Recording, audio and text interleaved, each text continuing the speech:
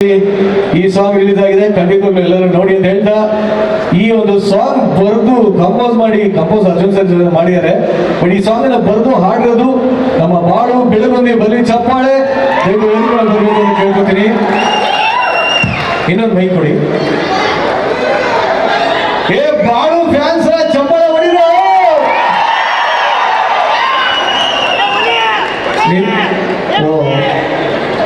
ಏನ್ ರೋಚಿಗೆ ಬಿಡ್ತೀವೋ ಯಪ್ಪ. ಆತ ಹುಬ್ಳಿ ಹುಲಿ ಆತ ಮುಗಿಯುತ್ತೆ ಗಿಚ್ಚಿ ಒಟ್ಟಲ್ಲಿ ಬಾಳು ಅದ್ಭುತವಾಗಿದೆ ಸಾಂಗು. ಅಂಡ್ ಪ್ರೆಸೆಂಟ್ ಒಂದಷ್ಟು ವೈರಲ್ ಆಗಿರೋ ಸಾಂಗ್ ಅಲ್ಲಿ ಹಿಟ್ ಲಿಸ್ಟ್ ಅಲ್ಲಿ ಪಕ್ಕ ಈ ಸಾಂಗ್ ಬಂದೇ ಬರುತ್ತೆ ಅಂತ ಹೇಳ್ತೀನಿ. ಮೊದಲನೇದಾಗಿ ಕಂಗ್ರ್ಯಾಚುಲೇಷನ್ಸ್, ಈ ಒಂದು ಹಿಟ್ ಸಾಂಗ್ ಕೊಟ್ಟಿರೋದಕ್ಕೆ ಇವಾಗಲೇ ಹೇಳ್ಬಿಡ್ತೀನಿ. ಬಟ್ ಈ ತರ ಲಿರಿಕ್ಸ್ ಎಲ್ಲ ಎಲ್ಲಿ ಉಟ್ಕೊಳ್ಳುತ್ತೆ ಬಾಳು?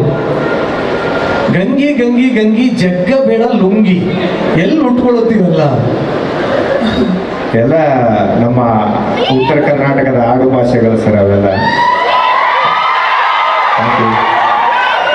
ಇನ್ನೊಂದೇನಂದ್ರೆ ಇಲ್ಲಿ ಬಂದಂತ ಎಲ್ಲ ಪ್ರೇಕ್ಷಕರಿಗೂ ಹಂಗ ಎಲ್ಲ ನನ್ನ ಸಿನಿಮಾ ತಂಡಕ್ಕೂ ನನ್ನ ಕಡೆಯಿಂದ ಹೃದಯಪೂರ್ವಕವಾದ ಧನ್ಯವಾದಗಳು. ಒಂದು ಸಾಂಗ್ನ ಹಾಡಿಸಿ ಅಲ್ಲೇ ಬಿಟ್ಟ ನೀ ಅಲ್ಲೇ ಇರಪ್ಪ ನಾವಿಲ್ಲಿ ರಿಲೀಸ್ ಮಾಡ್ಕೋತೀವಿ ಅಂತ ಹೇಳ್ಬೋದಿತ್ತು. ಬಟ್ ಈ ಬ್ರ್ಯಾಟ್ ಮೂವಿ ತಂಡ ನಮ್ಮ ಡೈರೆಕ್ಟರ್ ಅಂಥವ್ರಲ್ಲ, ನಿನಗೇನು ಸಿಗಬೇಕು ಆ ಕ್ರೆಡಿಟ್ ಸಿಗಬೇಕು ತಮ್ಮ, ನೀ ಬರ್ಬೇಕಂತೇಳಿ ಕರ್ಸ್ಕೊಂಡು ಇಲ್ಲಿ ತಂದು ನಿಲ್ಲಿಸ್ಯಾರ. ನಿಮಗೆ ನನ್ನ ಕಡೆಯಿಂದ ಹೃದಯಪೂರ್ವಕವಾದ ಧನ್ಯವಾದಗಳು ಸರ್. ಮೊಟ್ಟ ಮೊದಲನೇದಾಗಿ ಈ ಸಾಂಗಿಗೆ ನನಗೆ ಇದನ್ನೆಲ್ಲ ಅವಕಾಶ ಕಲ್ಪಿಸಿಕೊಟ್ಟಂತ ಫಸ್ಟ್ ನಾನು ನನ್ನ ಕುರಿ ಜೀವನವನ್ನು ಬಿಟ್ಟು ಜನಪದ ಲೋಕಕ್ಕೆ ಬಂದೆ. ಅಲ್ಲಿಂದ ಜನ ಮೆಚ್ಕೊಂಡ್ರು. ಸರಿಗಮಪಕ್ಕೆ ಬಂದೆ. ಸರಿಗಮಪದಲ್ಲಿ ನಮ್ಮ ಜಡ್ಜಸ್ಗಳಾಯ್ತು, ಇಡೀ ನಮ್ಮ ಕರ್ನಾಟಕ ಜನ ನೆಚ್ಕೊಂಡ್ರು. ಅಲ್ಲಿಂದ ನಮ್ಮ ಅರ್ಜುನ್ ಜನ್ಯ ಸರ್ ಮಾತು ಕೊಟ್ಟಂಗ ನನಗೊಂದು ಅವಕಾಶನ ಕಲ್ಪಿಸಿಕೊಟ್ರು. ಅದಕ್ಕೆ ಬೆನ್ನೆಲುವಾಗಿ ನಮ್ಮ ಶಶಾಂಕ್ ಸರು ಮತ್ತು ನಮ್ಮ ಡಾಲ್ಫಿನ್ ಪ್ರೊಡಕ್ಷನ್ ಹೌಸ್ ನಿಂತ್ಕೊಂತು. ಅವರೆಲ್ಲರ ನೇತೃತ್ವದಲ್ಲಿ, ಅವರೆಲ್ಲರ ಸಹಾಯದಲ್ಲಿ ನನಗೆ ಬರೀ ಹಾಡಕ್ಕಷ್ಟ ಅಲ್ಲ, ನೀನ ಬರೆದು ಹಾಡಪ್ಪ ಅಂತೇಳಿ ಒಂದು ದೊಡ್ಡ ಅವಕಾಶನ ಕಲ್ಪಿಸಿಕೊಟ್ಟಂತ ನನ್ನ ಶಶಾಂಕ್ ಸರಿಗೂ ಮತ್ತು ಡಾಲ್ಫಿನ್ ಪ್ರೊಡಕ್ಷನ್ ಹೌಸ್ಗೂ ಮತ್ತು ಮೇನ್ ಆಗಿ ಅರ್ಜುನ್ ಜನ್ಯ ಸರ್ಗೆ ನನ್ನ ಕಡೆಯಿಂದ ಹೃದಯಪೂರ್ವಕವಾದ ಧನ್ಯವಾದಗಳನ್ನು ತಿಳಿಸ್ತೀನಿ. Thank you so much. ಇಂಥ ಒಂದು ದೊಡ್ಡ ಅವಕಾಶನ ನನಗೆ ಕಲ್ಪಿಸಿಕೊಟ್ಟಿದ್ದಕ್ಕೆ ಥ್ಯಾಂಕ್ ಯು. ನೋಡಿ, ಒಂದು ಸರಿ ಟೆಲಿವಿಷನ್ ಎಂಟ್ರಿ ಕೊಟ್ರೆ ಇದೇ ಬೆನಿಫಿಟ್. ನಾವು ನಿಲ್ಸು ಅಂತ ಹೇಳಂಗೆ ಇಲ್ಲ, ಅವ್ರ ಪಾಡಿಗೆ ಅವ್ರು ಮಾತಾಡ್ತಾನೆ ಇರ್ತಾರೆ. ಟಿವಿ ಎಲ್ಲದನ್ನೂ ಕಲಿಸ್ಬಿಡುತ್ತೆ. ಜೀ ಕನ್ನಡ ಚೆನ್ನಾಗಿ ಕಲಿಸಿದೆ ತಮ್ಮ. ಸರ್ ಇದು ಕಲಿಸಿದ್ದಲ್ಲ ಸರ್, ಮನಸ್ಸಿಂದ ಬಂದ ಇದೇ ವೈರಲ್ ಆಗೋದು ಜಾಸ್ತಿ ಇವಾಗ. ಬಟ್ ನಿಜವಾಗ್ಲೂ ಬಾಳು ಬೆಳಗುಂದಿ ಸಾಂಗ್ ಕೇಳಕ್ಕೆ ಖುಷಿ ಆಗುತ್ತೆ. ಈಗಾಗಲೇ ಅವ್ರದ್ದು ಇದೇ ಶೈಲಿಯ ಸಾಕಷ್ಟು ಸಾಂಗ್ ಬಂದಿದೆ. ಬಟ್ ಈ ಒಂದು particular song, Gangi Gangi song, ಬ್ರ್ಯಾಕ್ ಮೂವಿಯ ಸಾಂಗ್, ನಿಮ್ಮ ಲೈಫಲ್ಲಿ ಎಷ್ಟು ಇಂಪಾರ್ಟೆಂಟ್, ಎಷ್ಟು ಹೊಸದು?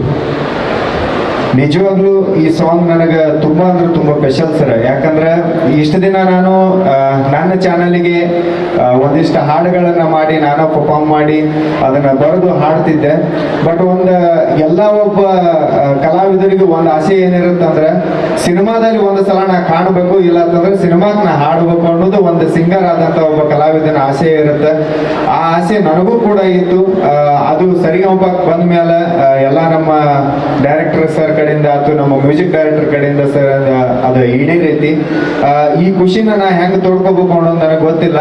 ಬಟ್ ಆದ್ರೆ ಉತ್ತರ ಕರ್ನಾಟಕದ ಜನ ಆಗಿರ್ಬೋದು, ಇಡೀ ಕರ್ನಾಟಕದ ಜನ ಆಗಿರ್ಬೋದು, ಈ ಒಂದು ಹಾಡನ್ನ ಬರೆಯಕ ಮೇನ್ ಅವಕಾಶ ಮಾಡಿಕೊಟ್ಟವ್ರು ಅವರು ಅಂತ ನಾ ಹೇಳ್ಕೊತೀನಿ. ಅವರಿಂದಾನೇ ಇಷ್ಟೆಲ್ಲ ಆಗಿದ್ದು. ಜನಗಳ ಪ್ರೀತಿ ಪ್ರೋತ್ಸಾಹ ಇದೇ ತರ ನನ್ನ ಮೇಲೆ ಇರ್ಲಿ. ಮತ್ತ ಈ ಹಾಡಿನ ಬದಲು ಹೇಳ್ಬೇಕಂದ್ರ ಫಸ್ಟ್ ಟೈಮ್ ನನಗೆ ಅರ್ಜುನ್ ಜನ್ಯ ಸರ್ ಒಂದು ಕಾಲ್ ಮಾಡಿ, ಹಿಂಗಪ್ಪ ಮತ್ತೊಂದು ಸಾಂಗ್ ನಿನಗೇನು ಅನಿಸುತ್ತೋ ಅದನ್ನ ಬರ್ಕೊಂಡು ಬಾ, ಸ್ಟುಡಿಯೋಗೆ ಬಂದ್ಮೇಲೆ ಅದನ್ನ ಮಾತಾಡೋಣ ಅಂತ ಹೇಳಿದ್ರು. ನಾನು ನನ್ನ ಜೀವನದಾಗ ನನ್ನ ಹಾಡುಗಳು ಮಾಡ್ಕೊಳಕ್ಕೆ ಯಾವತ್ತು ಹೆದರಿಲ್ರಿ sir. First time Arjun Janya sir call ಬಂದ ತಕ್ಷಣ ನನಗೆ ನಡಕ ಚಾಲು ಆಗಿತ್ತು.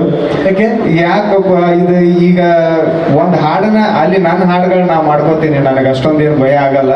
ಬಟ್ ಇಲ್ಲಿ ಒಳ್ಳೆ ಡೈರೆಕ್ಟ್ರು, ಅವರು ಕೂಡ ಒಳ್ಳೆ ಡೈರೆಕ್ಟರ್ ಅನ್ನೋದಕ್ಕಿಂತ ನಾವೊಬ್ಬ ಹಾಡು ಬರೆಯವ ಅಂದ್ರೆ ಅವ್ರು ಹಾಡು ಬರೀತಾರ, ಅವ್ರನ್ನ ಒಪ್ಪಿಸೋದೈತಲ್ಲ ಅದು ದೊಡ್ಡ ತುಂಬಾ ಕಷ್ಟವಾದ ಕೆಲಸ.